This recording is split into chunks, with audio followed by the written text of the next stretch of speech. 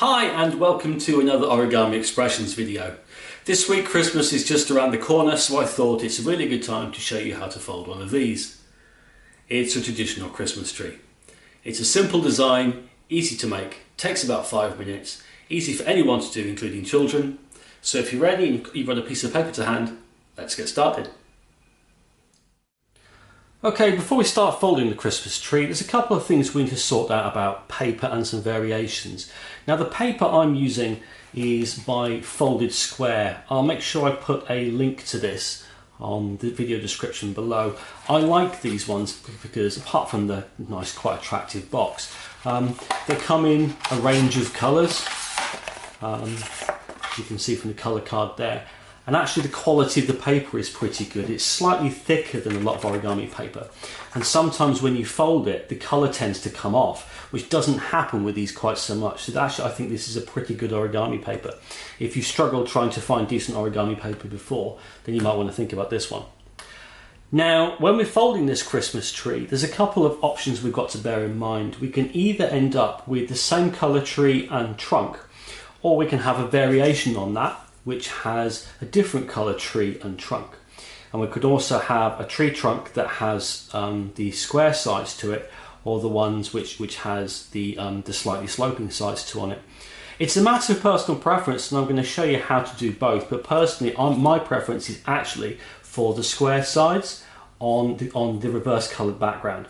So that's probably where I'm going to focus on today. But as we go through this, but I'll show you what the variations are as we go through. Okay.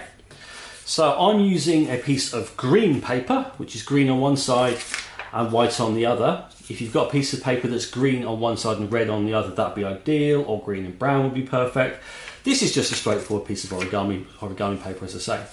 So the first thing to do is start with the white side up and fold corner to corner. Try and keep this reasonably accurate, because you're going to want this to come right down to a point in the corner if you can, because that's going to form the point of your Christmas tree. So I'm going to go there.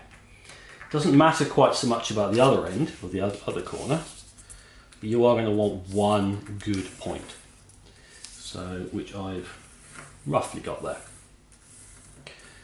Okay, when you've got that, unfold and fold the sides into the middle. Like that, making sure you get those as close to the point as you can get them. Okay, that will do. And try and fold nice and accurately all the way along. That's one side. And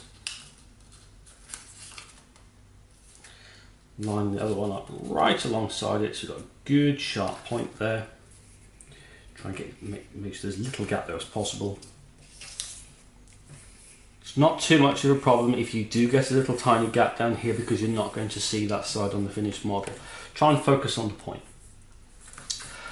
Okay, so this is the first point where you have to make a decision whether you're going to want the same colour trunk, like in this one, or the different coloured trunk like in this one. I'm going to go for the different coloured trunk. Now the folding process from this point on is exactly the same. The only difference is what happens next. If you want the different coloured trunk, turn the piece of paper over. Now we're going to fold these two sides into the middle again.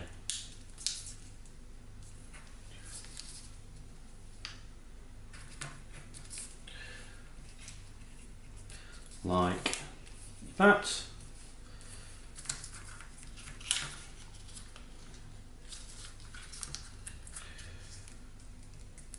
And like that.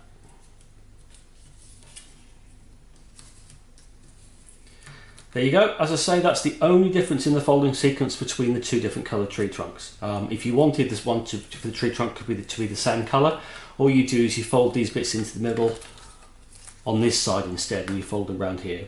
But we're going for a different coloured trunk, so we're going to run with that. Okay, so now we take the bottom point here and fold it up to the top. All the way up there. like that.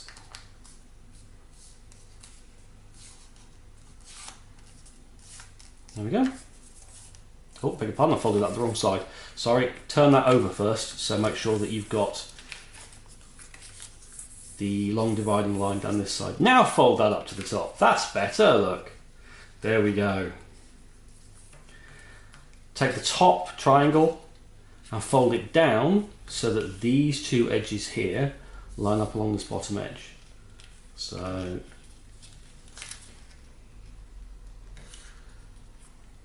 that goes there, and that one goes there. Now the reason why I'm saying to line those edges up is that by default makes sure that these edges are lined up and this line here lines up with this line here, which you're going to want, otherwise your tree trunk is going to be a bit wonky. Okay, now we fold this point here back up to this point here, like that.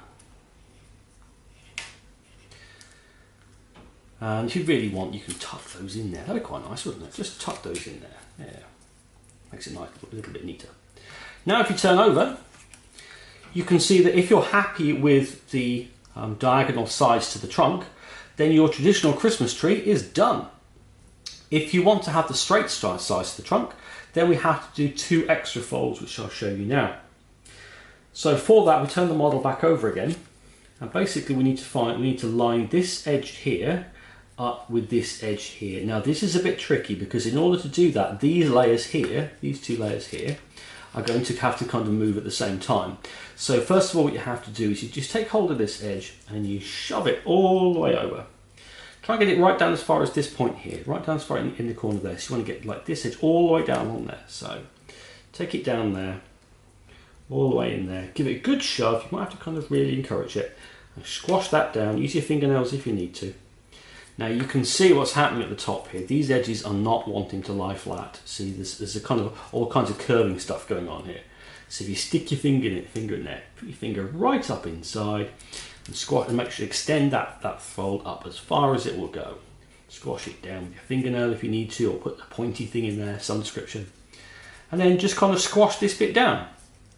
Anyway, I like to try and keep it reasonably level with the point underneath. Level with this edge here, so that it looks reasonably neat as you can. Bear in mind you've now got what you're working showing, and then do the same thing on the other side. So we take this edge here, and line it up with the tree trunk, like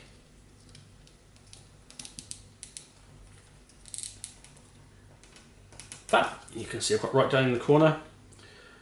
I've lined it up with the tree trunk. Squash that down, make a good firm crease.